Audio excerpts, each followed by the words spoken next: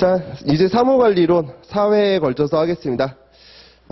뭐 나가야 될 진도가 정해져 있기 때문에 한 50개 정도, 50 몇 개죠. 그 다음에 4회로 나누면 한 10 몇 개 정도 하면 돼요. 오늘은 문서 처리 파트까지 하면은 문서 처리 파트가 13개? 이렇게 되니까 조금 14개네요. 14개까지인데요. 문서 처리 파트까지만 하면 될 것 같아요. 그래서 그 14번까지 오늘 진도를 나가면 되니까 한 번 수업 나가는 데는 한 2시간 정도는 될 것 같기는 해요. 물론 좀 더 나갈 수도 있고 그보다 또 조금 더 빠를 수도 있고 뭐 그럴 수도 있어요.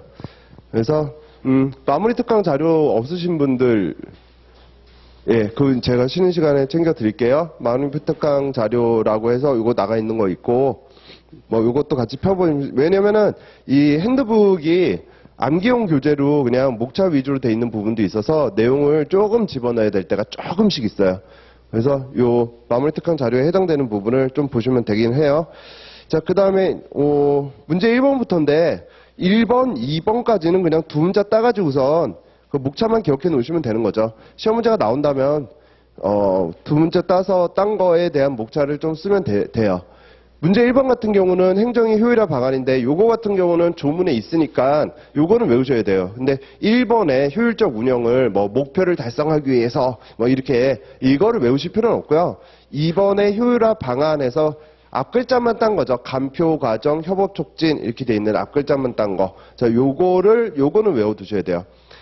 그 다음에 한 줄씩을 써주셔야 되기 때문에 우리가 물론 법조문에는 그냥 간소화 표준화 과학화를 통해서 업무의 효율성을 높인다 이렇게만 써져 있지만은 우리가 그래도 목차 따서 한 줄씩 써줘야 되니까 중요 단어 같은 것들을 옆에다 써놓으세요. 모음집이나 이런 데는 다 써져 있고 그 다음에 최종 정리 자료에는 가로 열고 해가지고선 두 중요 단어들이 있죠. 그러니까 간소화 같은 경우는 우리가 뭐 결제 단계를 축소시킨다 뭐 이런 것들을 제가 좀 제일 많이 쓰긴 해요. 많이 나와 있는 사례 중에 예 중에 여러분들 하나씩만 외우시면 되거든요.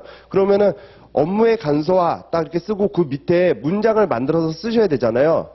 업무의 간소화 이게 슬러시하고 결제 단계 축소 이렇게 끝내실 건 아니잖아요. 그죠? 밑에 어차피 효율화 방안이잖아요. 그러니까 업무 결제 단계를 축소시켜서 업무의 효율성을 높인다. 다 효율성을 높인다 이렇게 쓰시면 돼요. 뭐 능률성을 높인다, 향상시킨다, 뭐 이렇게 말 바꿔봤자 필요 없어요. 다 효율성을 높인다 이렇게 쓰시면 되겠죠. 표준화 같은 경우는 서식을 활용한다. 그 다음에 표준적으로 서식이 돼 있다면 일의 대응 속도, 그러니까 반응 속도가 빨라질 거예요. 일 처리가 빨라지겠죠. 그래서 신속한 일 처리를 위해서 서식을 활용하는 등 업무의 효율성을 높인다. 뭐 이런 식으로 또 한 줄 쓰면 되겠죠. 그 다음 과학화 같은 경우는 항상 시스템이에요. 시스템. 여러분들이 뒤에서 배우게 되겠지만은 뭐 업무관리 시스템 등을 이용한다. 뭐 이렇게 쓰면 되겠죠. 업무의 정보화하면은 제가 협업이라고 말씀을 드렸죠. 밑에도 협업이 나왔지만 그래서 정보라는 거는 넘겨줘야 돼요. 일단 우리가 갖고 있는 거는 그냥 지식이고 그거를 외부로 넘겨줘야지 정보가 된다. 이렇게 뉘앙스로 써져 있기 때문에 업무 협조를 한다. 뭐 이렇게 한 줄만 쓰면 되겠죠. 업무 협조를 한다. 그 다음에 협업 촉진은 의의를 다 외우셔야겠죠. 협업 촉진 의의 여기 지금 처음 오신 분들이 계시기도 해서 제가 그래도 해볼게요.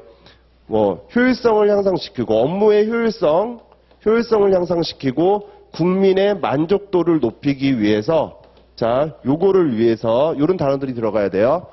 요걸 위해서 우리가 공동 목표를 설정하고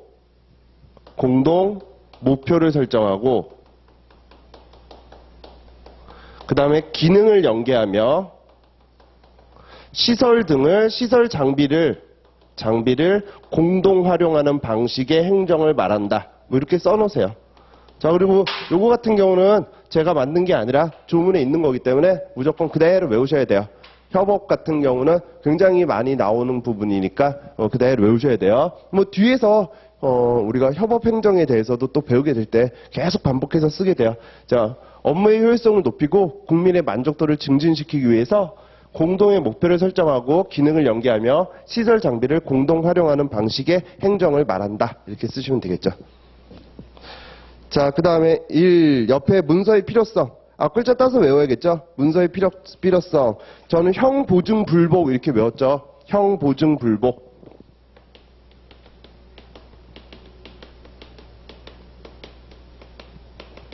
저 형은 형식상 필요한 거예요. 4번에 나오죠, 4번에. 형식상 문서가 필요할 때.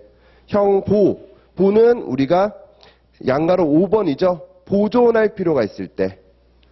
증은 증거로 남겨야 할 때, 양가로 3번이에요. 증거로 남겨야 할 때.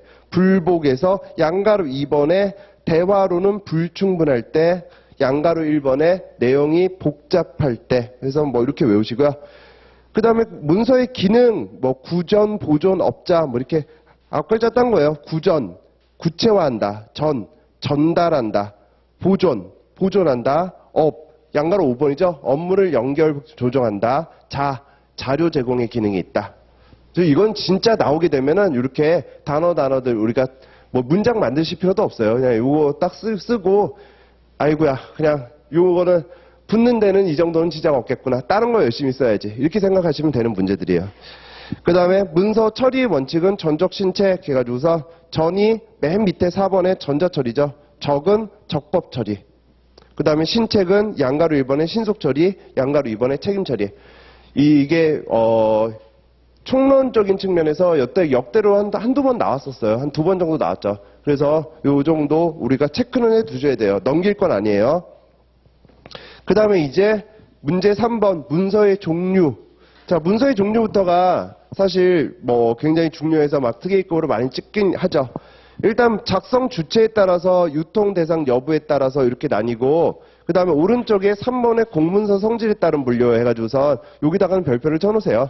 자, 공문서 성질에 따른 분류, 이건 굉장히 중요하니까요. 물론 이 전체가 다 나올 수도 있어요. 근데 나온다면 전체가 다 나오더라도 공문서 성질에 따른 분류를 자세하게 쓰는 거고요. 그 다음에 약술 문제로도 공문서 성질에 따른 분류만 나올 수도 있고요. 주체에 따라서는 어렵지 않아요. 공문서와 사문서로 나뉘어요. 공문서는 공무상 작성 시행하거나 접수한 문서예요. 공무상 작성 시행하거나 접수한 문서. 사문서는 사적인 문서예요, 그냥. 자, 사적인 문서. 유통 대상 여부는 유통되지 않는 문서와 유통되는 문서가 있거든요. 유통되지 않는 문서니까 이거는 내부 결제 문서를 의미해요. 자, 그 다음에 간이계약문 형식 이렇게 돼 있고, 간이계약문 형식은 뭐 많은 차이가 있지만은 가장 대표적인 차이가 뭐냐면 내부 결제니까 뭐예요? 게다가 유통이 되지 않으니까 외부로 나가지 않는 거잖아요. 그러니까 간이계약문 형식에는 발신기관명이 빠져요. 그래서 그 옆에 간이계약문 형식에다가 발신기관명 X 이렇게 해놓으면 되겠죠. 자, 유통 대상 문서는 대내 문서, 대외 문서, 발신자와 수신자의 명의가 같은 문서 이렇게 나뉘어요. 3번에 발신자와 수신자의 명의가 같은 문서는 그냥 이렇게 목차만 쓰시면 되고요. 대내 문서는 당연히 기관 내부에서 유통하는 문서겠죠. 대내니까 기관 내부에서 유통하는 문서. 대외 문서는 기관 외부로 유통하는 문서겠죠. 그죠? 이거 말 그대로만 그냥 쓰시면 되잖아요. 그 다음에 발신자와 수신자의 명의가 같은 문서는 제가 기본 강의부터 해가지고 여러 번 설명을 해드렸는데 또 저한테 질문을 하시는 분들도 있더라고요. 자, A라는 기관이 있고 그 다음에 B라는 기관이 있으면은 A라는 기관에 기역, 니은, 디귿 뭐 이런 부서들이 있겠죠. 그죠? 대내 기관이 있고 부서가 있을 거예요. 그러면은 자, 보조기관, 보좌기관끼리 서로 왔다 갔다 하는 게 문서가 뭘까요, 이게? 이게 대내 문서예요, 대내 문서. 보조기관, 보좌기관끼리 왔다 갔다 하는 문서. 그죠? 그러니까 기관 내부에서 유통하는 문서죠. 그 다음에 또는 A에서 B로 간다. 또는 A가 뭔가 행정기관 이외자, 그러니까 국민에게 보낸다. 이거는 뭘까요? 대외 문서죠, 대외 문서. 그러면은 발신자와 수신자의 명의가 같은 문서는 어차피 문서가 외부로 유통이 될 때는 발신자나 수신자나 다 기관의 장 명의로 될 때가 많아요. 왜냐면은 그 문서에 대한 책임을 지는 사람 이름을 써야 되기 때문에 우리가 기관 장의 명의가 될 때가 많거든요. 그러면 기억이 A한테 뭔가 보고를 해서 기관 장이죠. A가 D급 부서에다가 그 일을 시키면은 그럼 이건 뭐가 될까요? 결국 이렇게 가서 이렇게 오는 거니까 대내 문서처럼 보좌 기관끼리 왔다 갔다 하는 거는 아니지만은 아무튼 발신자와 수신자의 명의가 같을 수밖에 없죠. 다 A라는 기관장의 명의가 될 수밖에 없겠죠. 자, 그래서 이게 발신자와 수신자의 명의가 같은 문서예요. 자, 이거는 뭐 이유를 설명해 드리는 거지만 이유를 쓸 필요는 없고 그냥 분류해서 이런 것들이 있다만 쓰시면 돼요. 그 다음에 공문서 성질에 따른 분류가 중요하다고 했잖아요. 제가 순서대로 외우지는 않아서 자, 저는 뭐 공민비법일지 이렇게 외웠어요. 공민비법일지 뭐 이렇게 외웠죠. 뭐 드라마 했을 때 분명히 고려시대에 무슨 공민왕이 나오고 막 그랬을 거예요. 그 드라마 기억이 안 나는데 아무튼 그래서 공민왕이 비법대생한테 일지를 맡겼다, 뭐 일지를 쓰게 했다, 뭐 이런 식으로 저는 외웠거든요. 자, 공민비법일지 이렇게 외웠고 그 다음에 공은 고시공고죠. 그 다음에 지는 지훈예일 이렇게 있어요. 지시문서, 훈령, 그 다음에 예규, 일일명령. 자, 이렇게 해서 외우시고 이게 시험 문제로 되게 좋은 게 2점씩 딱 준다고 해도 둘, 넷, 여섯, 여덟, 열, 둘, 넷, 여섯, 여덟, 열 딱 떨어지잖아요. 그죠? 그러니까 뭐 서론이나 이런 거 쓸 거 없어요. 야, 이런 문제는 왜 시험자들이 이런 문제를 왜 내냐면 채점하기 편하거든요. 그래서 개념 분명히 보면은 고시공고의 어떤 개념적인 측면이 아마 뭐 1점 될 테고요. 문서는 각각 문서마다 등록번호를 부여하거든요. 뒤에서 어차피 등록번호를 외워야 되니까 등록번호나 어떤 특이사항 같은 것들이 조금 배점이 있겠죠. 그죠? 그래서 뭐 이런 것들은 뭐 1.5점에서 1점 이런 것들은 좀 써야 될 게 있으니까 2.5점에서 3점 이런 차이는 있겠지만은 아무튼 우리가 그렇게 생각을 하시면 돼요. 그래서 법훈례 지공 1회 회는 물론 1일 명령의 회본인데 이거는 등록번호나 여기서 안 쓰셔도 되기는 해요. 자, 법훈례가 누년 1년 번호고요. 그 다음에 연도 표시 1년 번호고 그 다음에 연도 별 1년 번호예요. 자, 그래서 각각 이걸 옆에다 이렇게 생각을 해 놓으시고 쓰셔도 되고 그 다음에 어차피 썼으면 점수를 주는 거잖아요. 그러니까 나중에 맨 밑에다가 요거를 우리가 법규문서나 아니면 훈령 그 다음에 예규는 누년 1년 번호를 사용한다. 이렇게 맨 밑에다가 쓰면은 빼먹지 않고 쓸 수는 있겠죠. 그죠? 자, 이거는 법규문서, 훈령, 예규예요. 지시문서는 요때 지시겠죠. 그죠? 요때 지시. 지시 안에 다시 지훈 예일에서 지시가 있으니까 지시. 공고 문서니까 고시공고 둘 다예요. 고시공고 둘 다 공고. 그 다음에 요거는 1일 명령, 그 다음에 회보 이렇게 돼 있죠. 자, 이게 일반 문서를 제일 밑에다 쓰셔야 돼요. 왜냐하면 일반 문서는 위에 해당하지 않는 모든 문서니까. 자, 민원에 대해서는 계속 할 거예요, 우리가.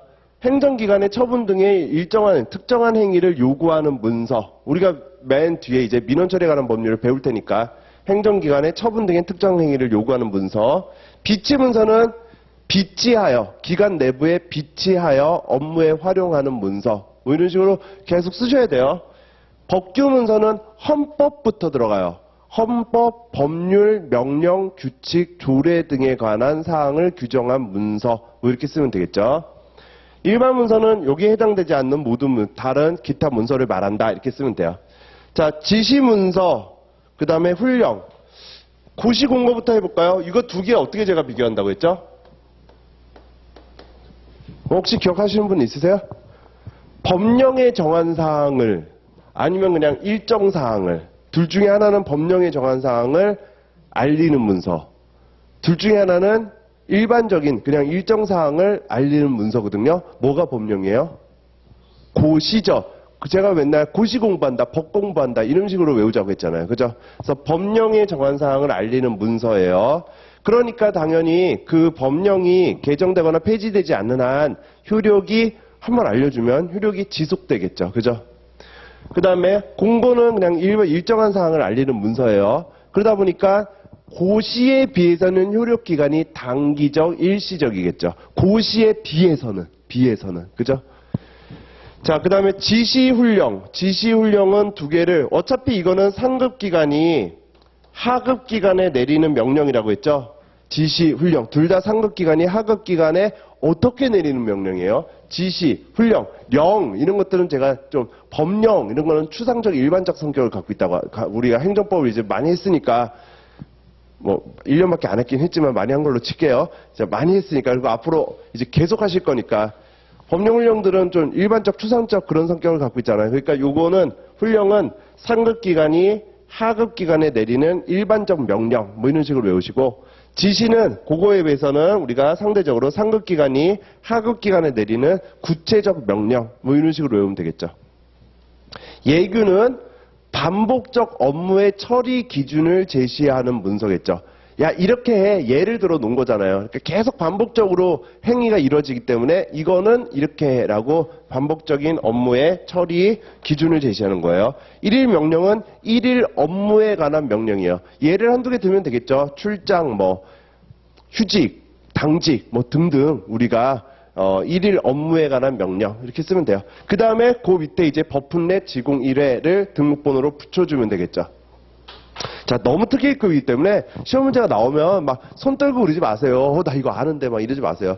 이거 모르고 들어가는 사람은 없어요. 이거 진짜 다 이 정도는 써요. 그러니까 빼먹지 않고 써야 된다고 긴장하고 쓰셔야 돼요, 이런 거는. 자, 옆에 의의가 좀 안 써져 있기는 해요. 없는 분들은 최종 정리 자료를 확인해주세요. 법규 문서는 다시 볼게요. 205페이지 법규 문서 헌법부터 들어가요. 헌법부터. 헌법, 법률, 명령, 규칙, 조례 등에 관한 문서예요. 지시문서 밑에 훈령 이렇게 있죠. 상급기관이 하급기관에 내리는 상급기관의 하급기관에 대해서 그 밑에 일반적으로 바라는 명령 뭐 이렇게 외우면 되죠. 지시, 상급기관이 하급기관에 개별적 구체적으로 바라는 명령. 예규, 반복적 행정 업무의 처리 기준을 제시하는 문서. 일일 명령, 일일 업무에 관한 명령. 자, 고시 공고가 이렇게 나오죠. 고시, 법령에 정하는 바를 알리는 문서. 공고, 일정 사항을 알리는 문서. 비치 문서, 내부의 비치 업무에 활용하는 문서. 민원 문서, 행정기관의 인허가 등 특정, 처분 등 특정 행위를 요구하는 문서. 일반 문서 위에 해당되지 않는 모든 문서, 뭐 예를 든다면 우리가 회보 등이 있어요. 자, 넘어가셔서 이제 문서 처리 과정. 문제 4번. 문제 4번 같이 문서 처리 과정에 대해서 쓰세요. 이런 문제 안 나와요. 이거 왜 하냐면은 이제 문서 처리 과정을 쭉 배울 건데 전체를 한번 다 같이 생각을 해보고 넘어가자라는 의미에서 제가 수업하려고 넣어놓은 거지 이런 문제는 안 나와요. 그러니까 집에 가셔서 뭐 이건 X 쳐놓고 집에 가서 보시면 되겠죠. 안 보시면 되겠죠. X 쳐놓고 집에 가서 그거 막 봐요. 안 보시면 되겠죠. 그죠? 자, 그래도 우리가 알고 계셔야 돼요. 오늘 이제 문서 처리 과정에 대해서 쭉 수업을 하고 끝낼 건데, 자, 일단 기한을 하고요. 그 다음에 검토, 협조를 하고요. 기한하고, 기검협, 그 다음에 결제를 하고요. 그 다음에 등록하고, 외부로 보내는 시행을 하고, 다시 우리가 시행해서 왔으면 접수를 하겠죠. 접수를 하고 접수하는 걸 다시 등록해요. 자, 그래서 기검협결 등시 여기 시행 안에 이제 발신도 있기 때문에 시발접 그 다음에 다시 등한다 뭐 이런 식으로 해서 앞글자 따서 이거 시험 문제로 나오니까 앞글자 따서 막 외운다기보다는 문서 흐름 전체를 그냥 이해는 해야겠죠. 기한, 그죠? 기한은 뭐냐면은 그러면 처음에 이렇게 끄적거리는 거예요, 문서에다가. 그러니까 내 머릿속에 있는 거를 처음으로 뭔가 문서로 작성을 하는 거예요. 그래서 문서 작성의 첫 번째 단계예요. 첫 단계로 의사를 뭔가 구체화하는 단계죠. 문서로 나오는 거니까. 아까 구전 보존 업자 이렇게 외웠잖아요. 문서라는 건 의사를 구체화하죠. 그죠? 그래서 기한이라는 게 이런 의미가 있어요. 검토와 협조는, 검토는 우리가 수직적으로, 협조는 수평적으로. 검토라는 건 그러니까 수직적이니까 아래에서부터 위로 쭉 우리가 의사를 합의를 시키겠죠. 합치시키는 단계예요. 그 다음에 협조라는 거는 보조기관, 관계기관한테 우리가 이거 어떤 것 같아요? 괜찮은 것 같아요? 뭐 하면서 서로 간의 의사를 우리가 합치시키는 거겠죠. 그래서 합의 단계예요. 의사의 합치 단계죠. 그렇게 해서 이게 합치를 봤으면 문서를 처음 작성을 하고 합치를 보면 결재라는 거는 의사를 결정할 권한 있는 사람이 서명을 함으로써 항상 문서, 이거는 서명을 해야 돼요. 서명을 함으로써 문서가 생산이 돼요. 자, 이거는 문서를 생산시키는 단계예요. 문서가 성립했다 이런 거를 얘기를 하죠. 문서가 성립하는 단계는 항상 결재고요. 그거는 종이문서든 전자문서든 똑같아요. 문서의 효력이 발생하는 단계는 효력 발생은 항상 모든 게 도달주의이기 때문에 도달해야지 효력이 발생을 하겠죠. 그죠? 전자문서는 그럼 도달을 언제로 한다? 입력 시 도달한 것으로 본다. 이렇게 얘기를 하는 거고. 자, 아무튼 생산됐을 때 생산되는 걸 결제예요.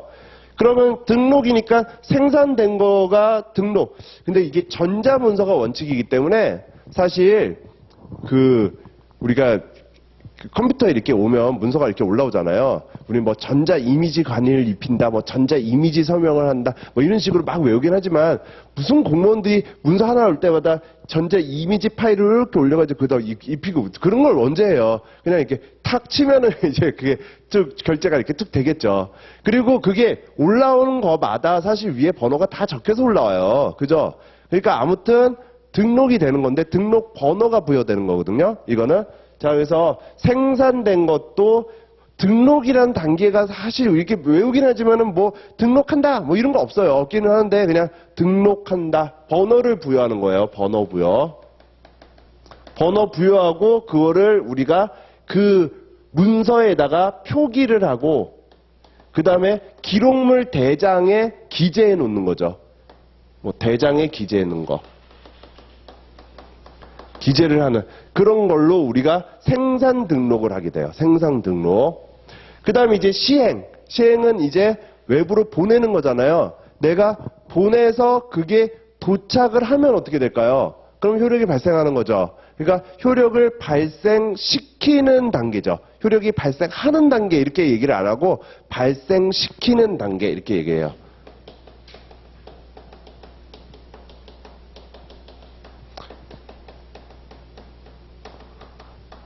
그래서 시키는 단계니까 접수했을 때 효력이 발생을 하겠죠. 그럼 도달을 한 거니까. 그죠, 사실. 근데 접수는 의의를 뭐 딱히 안 쓰고 이렇게 얘기를 해요. 효력을 발생시키는 단계.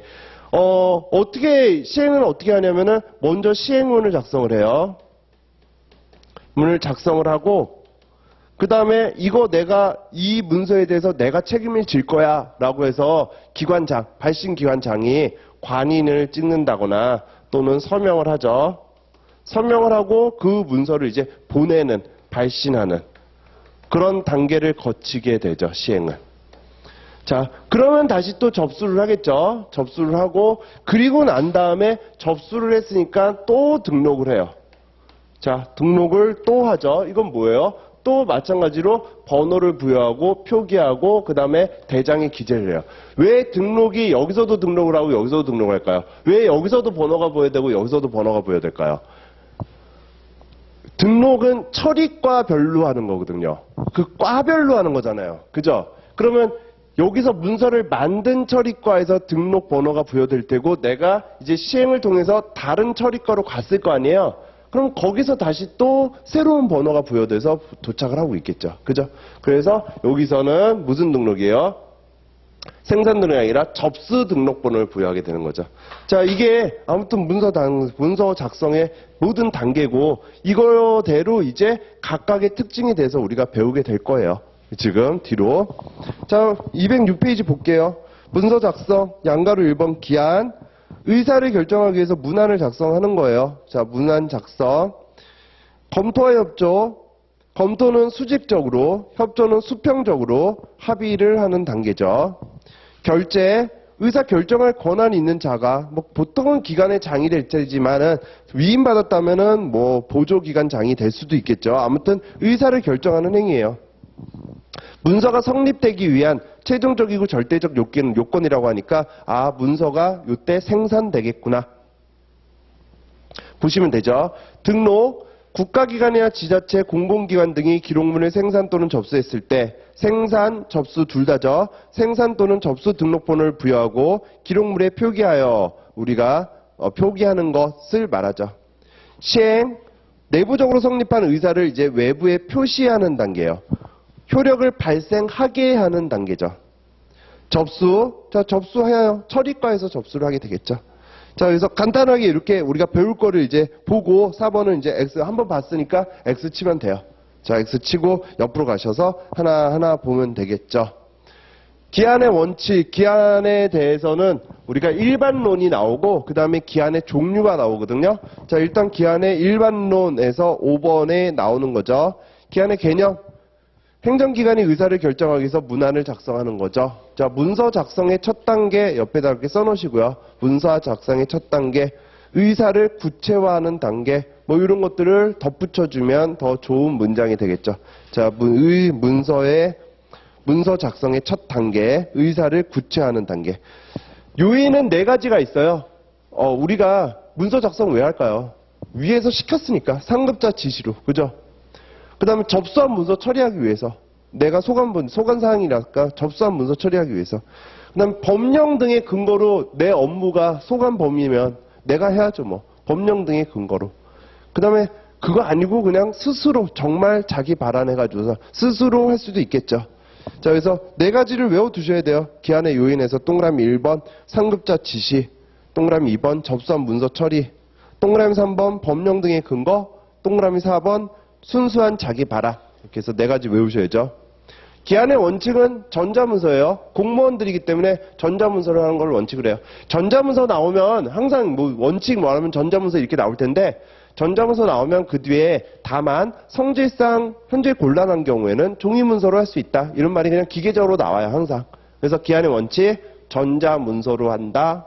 다만 뭐 우리가 나오죠. 업무의 성질상 전자문서로 곤란한 경우에는 종이문서로 할 수 있다. 자, 기한의 자격 누구든지 해요. 누구든지. 다만 내가 받은 소관 범위 내에서 조직법상의 그런 한계가 있기 때문에 소관 사무 범위 내에서 하겠죠. 그러면은 A라는 부서에 이 업무를 해라고 줬으면 A의 부서 내에서 직급에 상관없이 모든 공무원이면 한다는 얘기예요.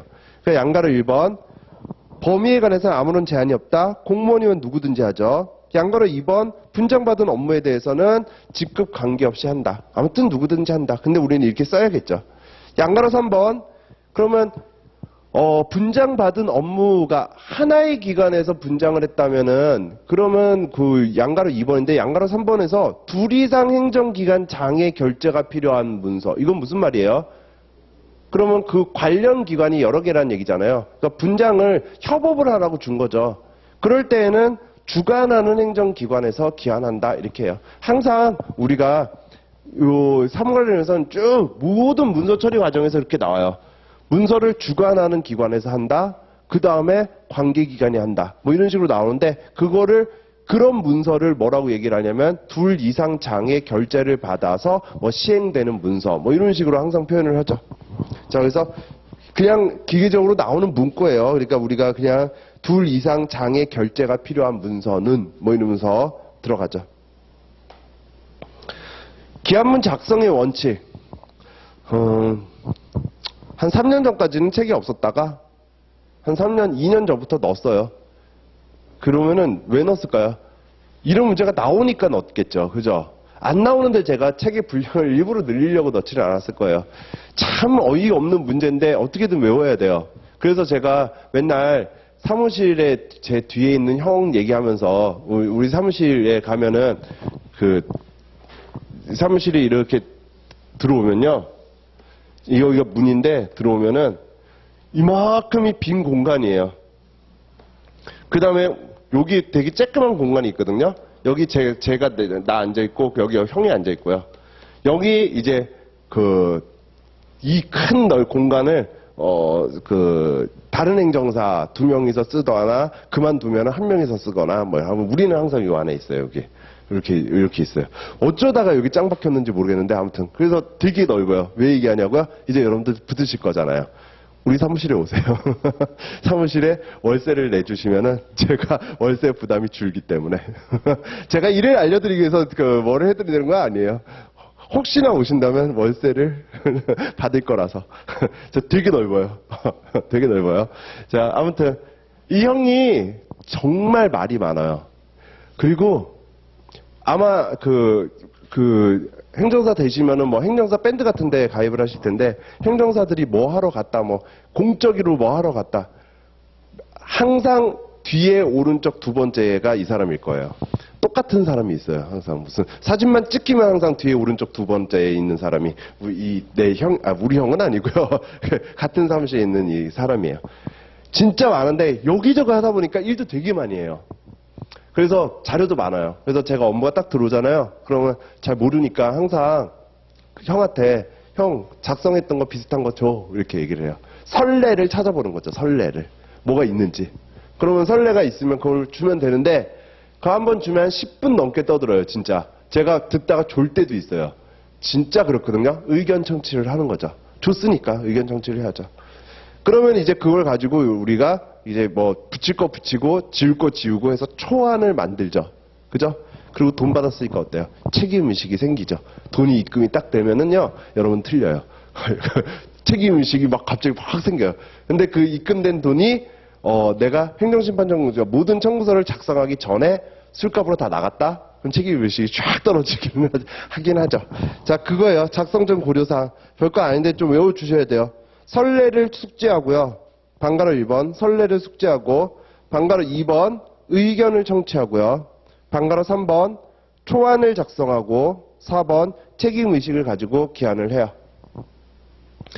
작성 시 유의사항은 용정성경 이렇게 용의성, 정확성, 성실성, 경제성 한 줄씩 쓰셔야 되거든요. 이거는 밑에다가 용정성경 이렇게 해서 한 줄씩 쓰셔야 되는데 여러분들이 꼭 밑에 있는 거 아니어도 돼요. 정확성 뭐 오탈자 없으면 안 되겠죠. 그죠? 육하원칙 맞춰야겠죠. 뭐 그 다음에 어법을 맞춰야겠죠. 자, 뭐 이렇게 정확하게 쓴다라는 의미로 한 개 정도 밑에 쓰시면 돼요.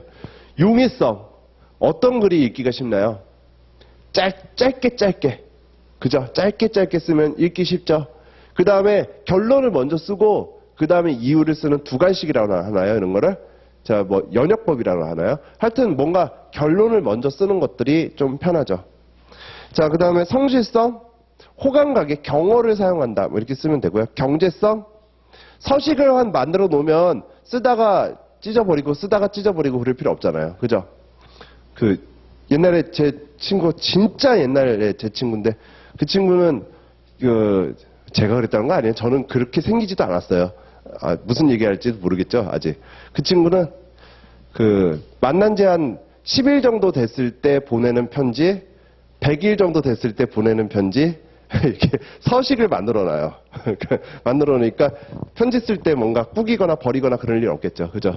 자, 그래서 저는 맨날 이거 공부할 때 그 친구 생각해요. 그리고 굉장히 빨리빨리 쓰죠? 서식을 활용한다. 뭐예요? 업무의 대응 속도가 빨라지고요. 자, 아무튼 경제성에서 표준 기한문을 활용한다. 뭐 이렇게 생각하시면 돼요. 자, 안 외워지시니까 이런 것들은 나왔을 때 그런 거 빼먹지 않고 쓰기만 하면 되거든요. 그러니까 이런 것들은 집에 가셔서 써보시면서 외우는 거 아니에요.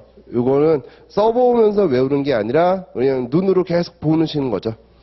집에 가셔서 써보면서 외워야 될 거는 이제 문제 6번이죠. 문제 6번. 기한의 종류요. 자, 기한의 종류는 제가 이렇게 두 가지를 써놓고 항상 외우자고 해요. 기한문이 이렇게 있죠. 여러분들 저는 회사를 안 다녀봐서 이거 처음 봤을 때 이런 게 기한문이구나 하고 되게 신기했는데 회사 다니시거나 그런 분들은 다 아실 거예요. 그 다음에 뭐 이렇게 보면 공적인 서류 보면 맨 앞장은 항상 이렇게 써져 있어요. 여기 뭐 국민과 함께하는 뭐 행정안전부 하면서 로고도 이렇게 딱 찍혀 있고요. 그죠? 그 다음에 여기 수신이 이렇게 있죠. 그다음 가로 열고 내부 결제 뭐 이런 것도 있을 거예요. 내부 결제 뭐 이렇게 하고요. 그 다음에 이렇게 해요. 이게 두문이죠. 그 다음에 여기 제목 이렇게 있고, 물론 기한문은 제목까지 있고 이렇게 선이 그어져 있는데 그 제목부터가 이제 본문이죠. 그 다음 내용이 이렇게 쭉 써져 있고 붙임 해가지고선 붙임 첨부 자료가 쭉 들어가서 맨 끝에 끝 표시까지 해가지고서 거기까지가 본문이죠. 그 다음에 여긴 발신기한명이 있고요. 그 다음에 여기 검,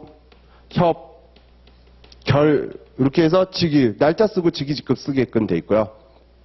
그 다음에 여기 쬐끄만 글씨로 막 드르륵 지저분하게 많이 써져 있어요. 막 숫자도 막 써져 있고 그 다음에 막 말도 써져 있고 그 안에 이제 시행일이 있고요.